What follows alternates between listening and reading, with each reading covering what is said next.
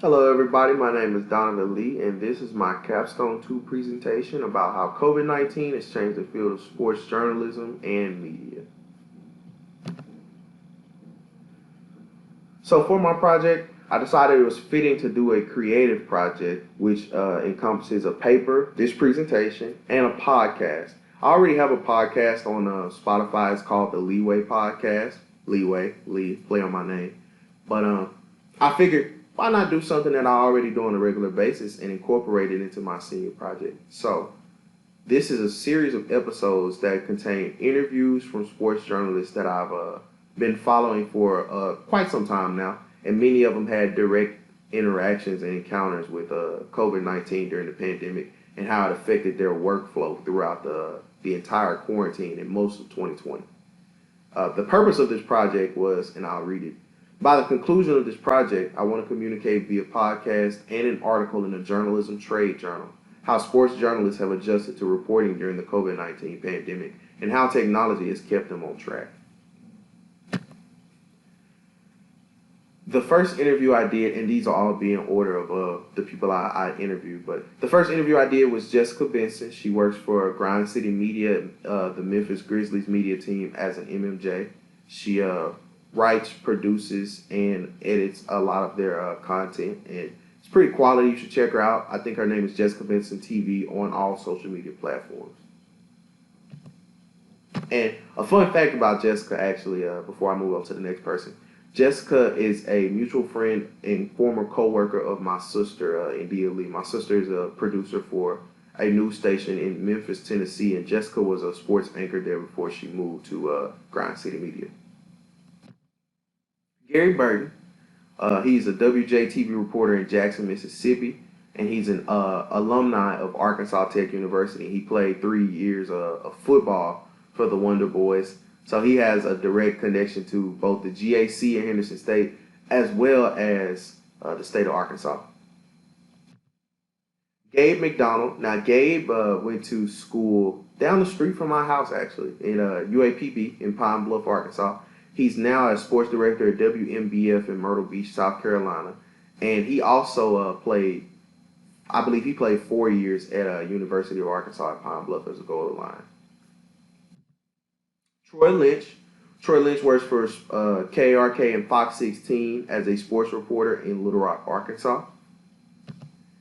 And the final interview I did, and this is the one that we'll be covering throughout the rest of this presentation, is Wes Moore. He's a sports director at Fox 16 in Little Rock, but I formerly know him as the sports reporter or sports anchor at KTHV. That was back in the day before some of you even knew about Wes Moore and who he is now today. He also works for 103.7 The Buzz as a radio host on one of their shows.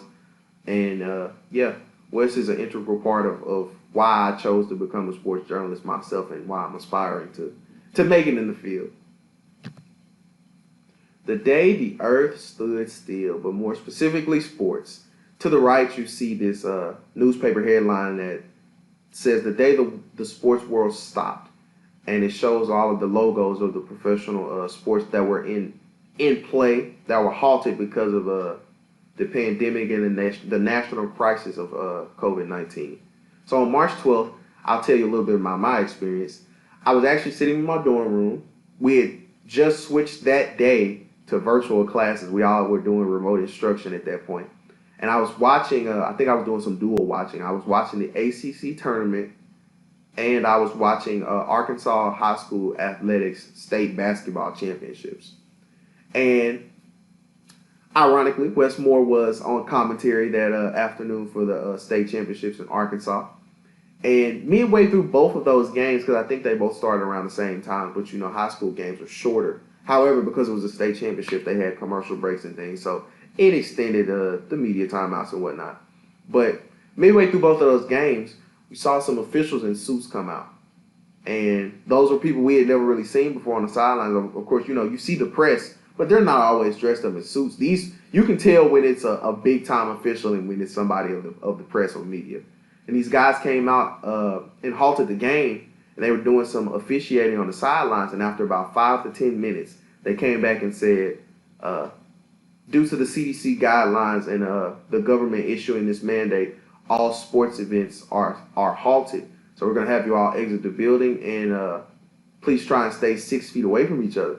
And we were all like, whoa, what's going on? We've never heard anything like this before. And weeks leading up to that moment, we had heard about COVID-19, which they were calling the coronavirus still then, but scientifically it was known as COVID-19. But when we got to that moment when they told us that all sporting events were halted, and there was no timeline, we didn't know when it was going to be lifted or when things were going to return to normal. So at that moment, we were like, okay, this is serious. And little did we know, 12 months later, well, actually now it's a year and going on 2 months. Here we are. For the sports media world, there's a certain way you learn how to cover sports as a journalist. And COVID-19 basically scrapped all of that and changed it for everybody.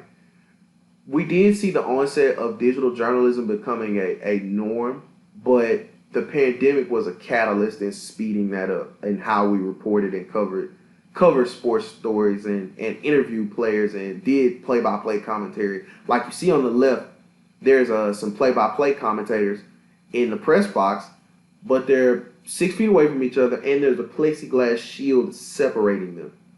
So for the CDC guidelines, even though sporting events did resume after about 3 to 4 months, there were still social distancing mandates that people had to abide by, and the plexiglass was part of making sure that took place. And on the right, you see Rachel Nichols, who works for NBA on ESPN, The Jump, which is their daily news show covering professional basketball news and updates and whatnot.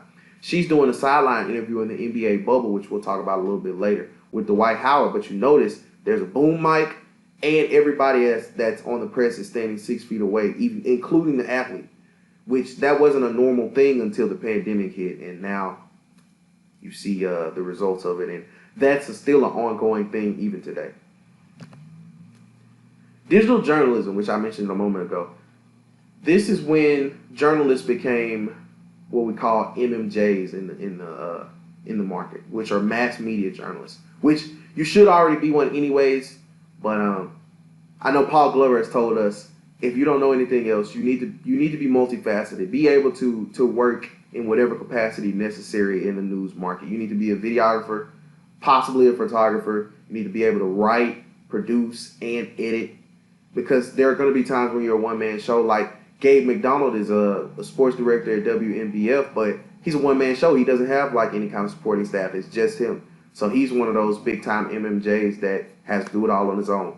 But workflow changed throughout the pandemic as journalists had to adjust and become accustomed to non-traditional methods of journalism, including social media and conducting interviews over video calling apps like Zoom, which is what I conducted my interviews for my podcast on. And if you'll notice on the left, you see Picture Nation, which is the KARK sports segment, but they're doing the interviews via Zoom. Up top is Devontae Davis, who was an Arkansas Razorback basketball player. And then you see some journalists to the left and at the bottom center. And that's how most of the pandemic sports news coverage was a bunch of Zoom calls. During the summertime, as sports slowly made its return, but during the waiting period, we got the gift of The Last Dance, which was the Michael Jordan Chicago Bulls documentary showcasing the 97 to 98 season, which was their sixth and final title of that 6 or 7 year run that the Bulls had. And we got a lot of in-depth analysis and insight on things we didn't know were going on behind the scenes with the Bulls franchise. It was very interesting to see. The quality was great.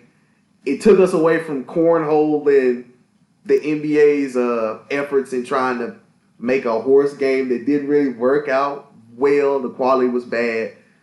It was all bad, but The Last Dance kind of was their redemption for that. We also saw social uprisings and protesting happening as the murder of George Floyd in Minneapolis sparked the biggest social uprising, the Black Lives Matter movement. And it wasn't rioting, as people call it. In my opinion, it wasn't rioting. I believe it was just it was our take on civil disobedience. And if you notice to the far right, there are NBA players who took a knee during the national anthem and locked arms in solidarity of the cause and advocating for human rights and equality across the nation. Sidebar, I also had the privilege of interviewing people at our Black Lives Matter March in Henderson State, and if you want to check that out, it's available on Instagram and YouTube. Type in Henderson Television, and the Black Lives Matter March should pop up. This is the thumbnail for the video, and I hope you enjoy it. When sports did come back, it didn't look the same as it did when we last left it. There were Zoom audiences and fans, which was odd because we had never seen that before. If you notice that the image here is the NBA bubble, but all the fans are on like a Zoom call, it seems like, and they're digitally present. Even though you do still have the press there, if you see the plexiglass again, and you also see that the players and coaches are separated 3 to 6 feet. They're like 1 to 2 chairs in between each person because of social distancing guidelines. And that took place across the Major League Baseball programs, the NBA, college sports, and high school sports. So basically every level of athletics. The controversy that sparked my attention was how many cancellations of games we saw. Teams didn't really play entire seasons because if someone was to contract COVID-19 or be in contract tracing with someone who was a positive case, the whole team had to stop. The whole team had to go into quarantine. And it was, I think they ranged from 10 to 14 days and sometimes even 21 days. Nick Saban did a 10-day quarantine in the middle of Alabama's season, and they actually lost a game, if I'm not mistaken, during that time period. But even though it was supposed to originally be 14 days, he was able to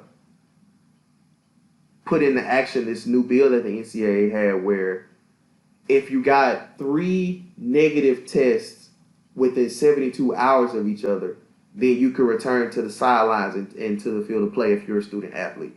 So my question was, what was the intentions behind the premature start to sports returning? Because it was premature, let's be honest. There were way too many games and way too many cases to be trying to navigate through an entire season of a sport. And especially on the high school level, those are children. Those are student athletes. Most of those kids are under 18. You're putting their health at risk, allowing them to play. And I get that, they need this. It gives them exposure to possibly play on the next level and things like that. But at what cost?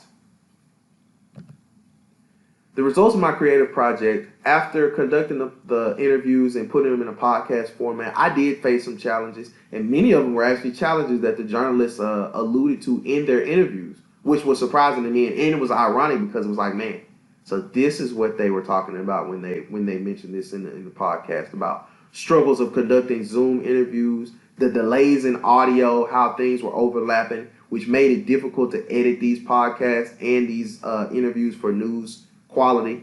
And by the end of editing all of these, the best quality one I had was the one with Wes Moore, and that's the one that you'll see linked to the top right project.